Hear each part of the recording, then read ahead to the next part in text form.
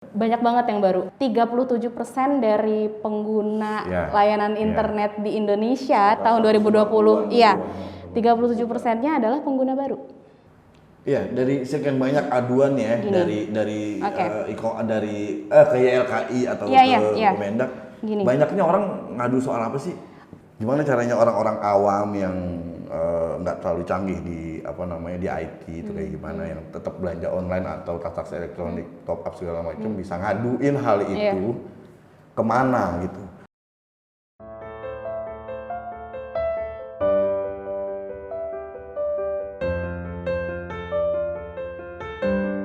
Gimana, Jak?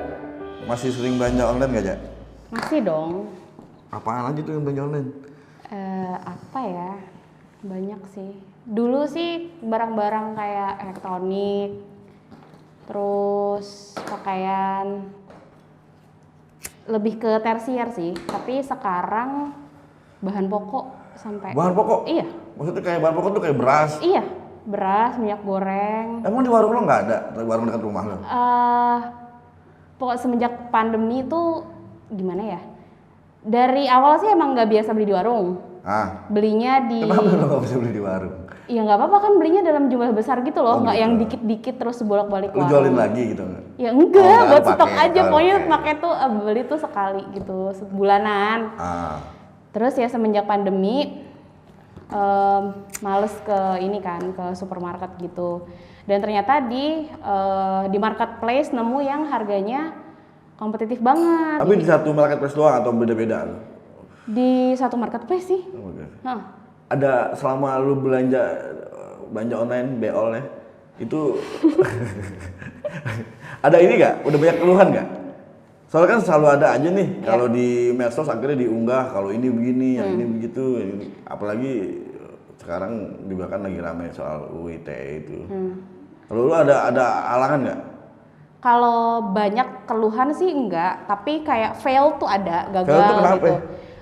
Barangnya nggak nyampe. Barang nggak nyampe, lu akhirnya protes lo gimana? Protes ke pedagangnya? Iya, karena kan ada kolomnya sendiri kan, ada kolom chatnya kayak gitu-gitu. Pertama-tama tuh, jadi kebetulan di marketplace yang biasa gue pakai itu dia agak kurang kurang update gitu. Biasanya kan selalu dikabarin barang sudah dikirim, barang sedang dikirim gitu, barang sudah sampai gitu. Nah ini tuh nggak ada, ini nggak ada update, tapi pas gue cek ternyata di laporannya dia di marketplace-nya itu sudah dibilang bahwa sudah dikirim, udah nyampe nih. Duit udah lu bayar? Udah. Terus nggak ada. Akhirnya gimana tuh? Berapa hari tuh nggak nyampe biasa kayak gitu? Itu baru sekali sih. Nggak, maksudnya udah berapa lama dari dia bilang dikirim sampai lu nggak terima tuh berapa hari? 5 hari. 5 hari yang seharusnya paling cuma sehari 2 hari selesai sampai gitu ya? Mungkin 3 hari ya. Terus pokoknya laporan di marketplace-nya dibilang udah sampai nih. Jadi gue nggak bisa. Jadi uang tuh udah ke pedagang kan? Belum ke rekening bersama. Udah ke toko online karena mereka nggak pakai sistem konfirmasi ke gue bahwa barang udah sampai atau belum. Emang bukan biasanya ada Rekber atau escrow account gitu? Yang ini nggak ada gitu loh. Jadi kayak gue tuh nggak sadar bahwa ternyata transaksi sudah diselesaikan. Dan gitu. Jadi pas gue lihat sudah selesai. Jadi lu percaya atau lu nggak sadar? Kalau harusnya kan kalau dengan pengalaman lo yang udah banyak belanja online ya, kan harusnya kan kalau misalkan pedagang itu belum ngirim, artinya kan dia belum dapat duitnya kan dari si marketplace itu gitu. Nah ini lu bisa percaya itu atau memang lu lengah atau lu nggak? Lengah karena kan yang dipesan banyak. Itu kesalahannya di mana katanya? Selesai nggak? Nggak ada nggak ada penyelesaian. Duit lu hilang berarti? Hilang. Terus nggak bisa nggak bisa sama sekali? Nggak bisa. Shopnya juga ngomongnya lebih tanggung jawab? Jadi itu sekali, jadi dia ngasih gue waktu gitulah 3 kali 24 jam gitu. Terus belum juga selesai kan, ya gue tanya lagi, chat lagi gitu, ini kenapa barangnya belum nyampe juga, jadi saya harus apa nih, saya harus minta kembaliin uang, caranya gimana gitu. Nggak ada ini juga, nggak ada penyelesaian dari mereka. Lu nggak bisa ada report ke marketplace-nya? Gue nggak lakuin. Nggak bisa lakuin, kenapa? Itu gue nggak tahu, Karena gue karena nggak tahu salurannya mau ngadu kemana gitu. Iya, karena kan gini, misalnya lo belanja di online shop itu di toko A, lo ada akses untuk chatting ke toko A. Tapi kalau ke marketplace-nya sebenarnya bisa sih ada. Bukannya ada fitur pengaduan? Iya, ada customer service dan lain-lain. Gitu. Tapi gue kayak udah capek gitu sih ngeladenin. Emang nggak gede duitnya? Enggak. Berapa? 100-an. 100.000 ya? Iya. Dan menurut lu banyak orang-orang kayak lu yang kayak begitu? Banyak soalnya sebenarnya gini, kalau di satu barang yang sama di toko yang sama mungkin nggak banyak, tapi gue sering ngeliat di testimoni banyak gitu. Produk itu ada. Nah itu lo ngasih testi nggak di kolomnya dia? Ngasih dong. Gue kasih bintang, iya gue kasih bintang 1, iya. Gue kasih bintang 1 sampai gue di komennya tuh gue jelasin kronologisnya. Saya pesan bla bla bla gitu, terus ternyata di aplikasi sudah udah oke, ya, sudah terselesaikan transaksinya dibilangnya tapi nggak ada konfirmasi sama sekali, barangnya nggak nyampe, udah gitu aja. Terus udah selesai gitu aja, nggak ada hilang lah duit lo gitu kasarnya gitu ya. Menurut lo gimana kalau kayak gitu? Ini kan baru satu orang kayak lo, lu baru sekali kayaknya. Kemungkinan kayak gini makan banyak gak sih sebenarnya kalau di luar kalau lo lihat? Banyak sih. Ada karena memang orang bingung untuk ngadunya kemana? Iya kali ya. Iya juga. Atau males. Males? Repot. Itu kan tuh duit ya? Iya sih. Ya kasarnya kalau nggak ada kan hukuman kan bakal si itu siapa namanya si Allshop itu dari si marketplace segala macam karena lo nggak ngadu itu kan karena harusnya lo ngadu gitu. Itu kan jadi sebenarnya kerugian kayak gitu kan juga kalau dikumpulin banyak juga ya. Nah, kalau lu sendiri, lu ngeliat kayak gini dari data yang ada deh, lu pernah juga bikin kalau nggak salah lu bikin artikel soal itu. Banyak gak sih pengaduan-pengaduan kayak gitu? Terkait entah itu di marketplace ya, atau misalkan di ini deh, kan banyak tuh platform lain juga jualan. Mungkin kalau marketplace agak sedikit bisa reducir gitu ya, lebih aman. Kalau kayak di Facebook, di Instagram, atau di media sosial lain itu kan banyak juga yang dagang kayak gitu. Dan hampir pasti nggak ada escrow account, nggak ada rekening bersama kayak gitu. Dan peluang untuk pembeli rugi kan juga makin banyak, penipuan segala macam. Kalau data yang di luar e-commerce ya, itu nggak bisa ya nggak kelacak. Nggak kelacak ya? Itu kecuali dia ngelapor ya? Iya, dan gini, kalau misalnya data yang dari Allshop-nya atau e-commerce-nya, e-commerce tuh diwawancara juga pada diem kan, nggak ada yang kasih data, ada pelaporan berapa banyak gitu. Ya kan itu kan jadi minusnya mereka ya, kan, jadi emang nggak ada tuh yang bisa ngungkapin data itu. Palingan kayak YLKI sama BPKN itu ada. Orang tuh ngadu ke saluran lain berarti. Iya. Dalam hal ini YLKI atau Kemendak ya? Iya, BPKN kan Kemendak, di bawah Kemendak, iya. Dengan asumsi kalau mereka sudah ke sana, berarti masalah mereka tidak terselesaikan di Allshop dan e-commerce. Udah berlarut-larut lah. Iya, jadi ada peneliti CIPS udah bikin laporan soal itu gitu. Jadi memang diasumsikan bahwa yang laporan masuk ke YLKI dan BPKN itu artinya tidak selesai di Allshop dan di marketplace. Ini jumlahnya meningkat seiring dengan berkembangnya belanja online. Karena lu kan sekarang mungkin proporsi lu belanja online sama belanja offline pasti lebih tinggi belanja online sekarang. Iya. Bisa 70-30 atau gitu. Iya. Ya kan? Nah, artinya makin banyak orang kan yang belanja online. Nah, itu makin banyak nggak pengaduannya? Gini, kalau dari Kemendak ya, periode Januari November itu ada peningkatan. 2020 kemarin? 2020 kemarin, Januari November. Januari November 2020 396 kasus pengaduan berkaitan e-commerce. Sementara tahun sebelumnya 76 kasus. Itu yang ngadu doang ya? Yang belum ngadu mungkin banyak ya? Iya. Nggak tahu mau ngadu kemana gitu ya? Iya, sama mungkin karena jumlahnya kecil jadi males. Iya, males. Gitu. Iya. 50.000, 100.000 ke polisi, belum ongkos segala macam ribet gitu ya, males ya. Belum tentu juga kan duitnya kembali gitu. Karena yang ngalamin bukan gue doang nih, teman-teman gue juga kan banyak kayak gitu. Iya, pada cerita kan. Umumnya kayak gimana? Biasanya kayak kasus lo atau gimana? Ada juga yang belanjanya di Instagram, medsos kan berarti. Iya. Itu nggak ada ini kan, nggak ada nggak di under, jawab, iya kan? nggak ada under e-commerce, nggak ada itu. Dan sekarang lucunya itu ada yang mereka tuh masih bisa ngiklan. Instagram kan punya wadah, ya.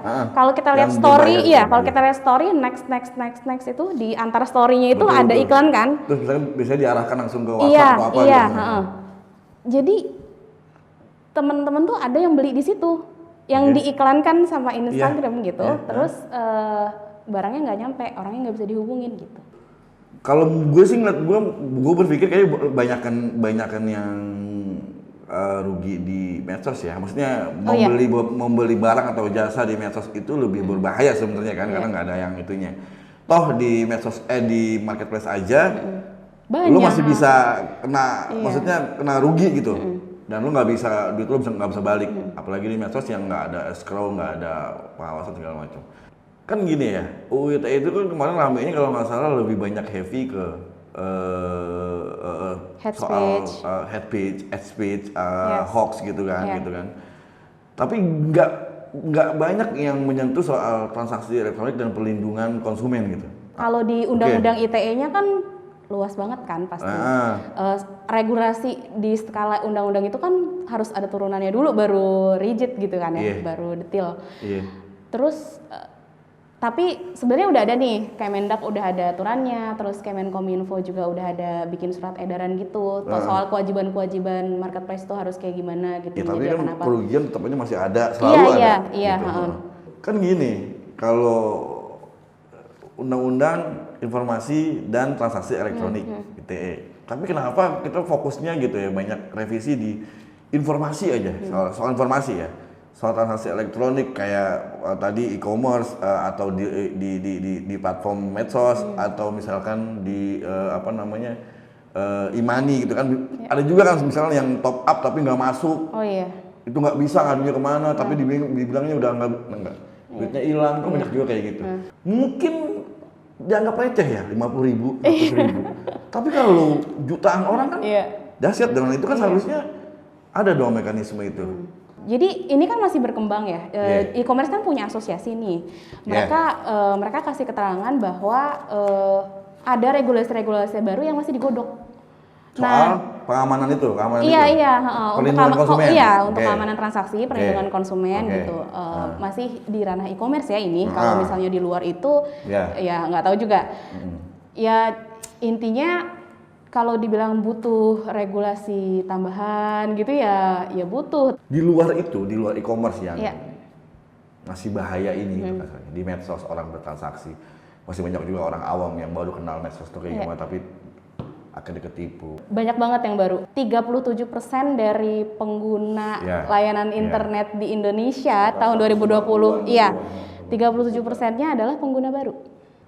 Iya, dari sekian banyak aduan ya dari ke YLKI atau ke Kemendak, banyaknya orang ngadu soal apa sih?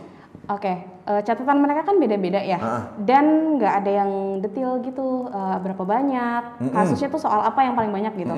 Kalau di YLKI untuk 48 pengaduan selama 2019, cuma 48 ya? Iya, meliputi data pribadi, penipuan, mismatch atau defect antara barang yang dipesan dan dikirim, proses pengembalian dana, pembajakan akun, hingga masalah dalam transaksi lintas batas.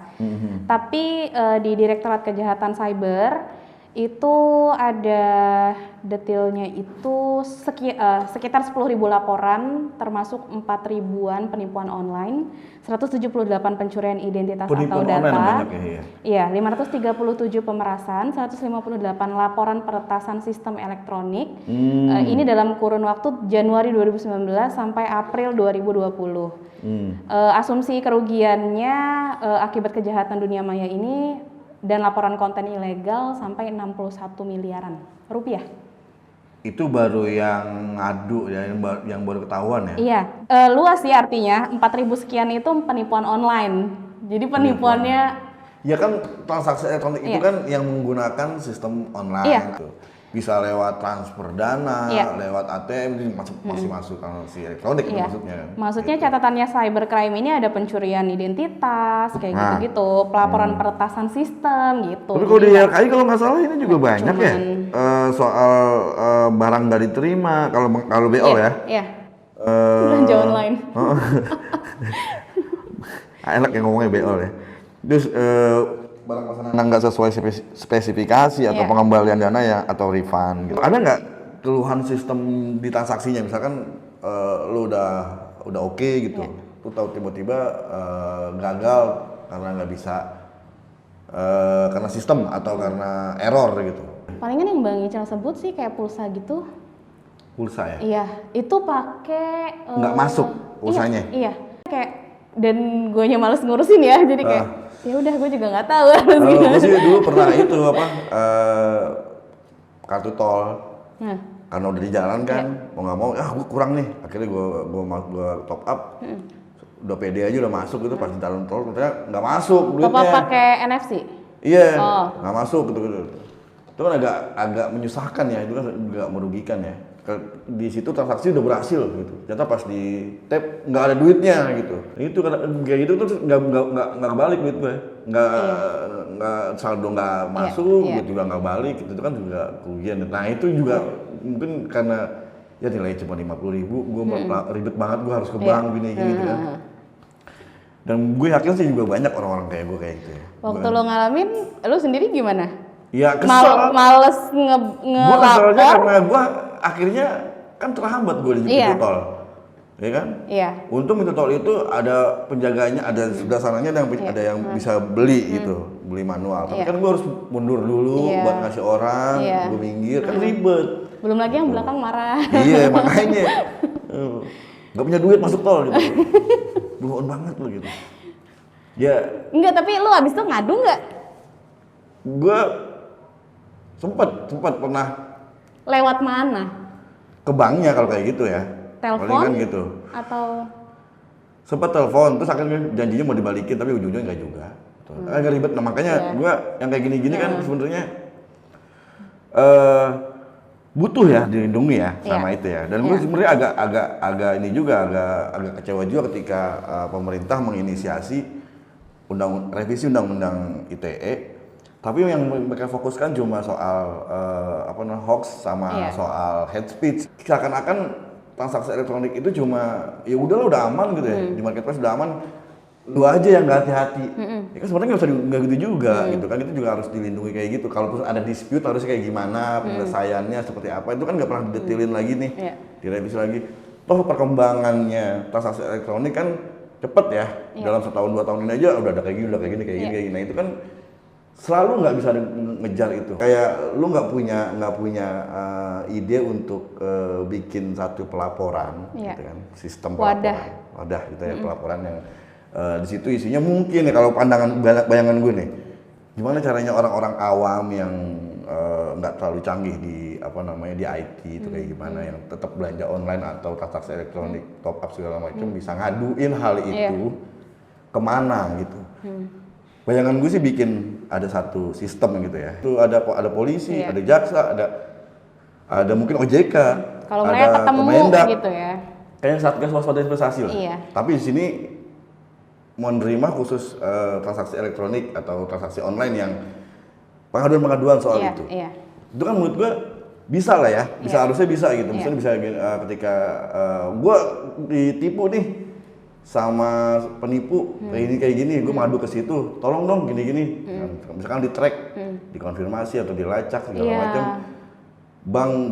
Polisi bisa ngomong ke bank, tolong dong itu dicek gitu. Kalau udah, oh bener nih orang kayak begini, balik lagi ke polisi bisa menindak segala macam. Itu kan agak ada sesuatu yang membuat orang nyaman akhirnya ya, masyarakat nyaman akhirnya untuk transaksi elektronik atau kayak gimana, percaya gimana.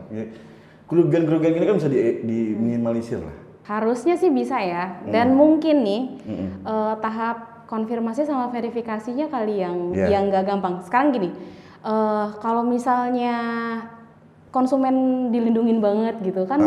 Pedagang juga butuh perlindungan. Jadi nggak bisa sembarang lapor nih.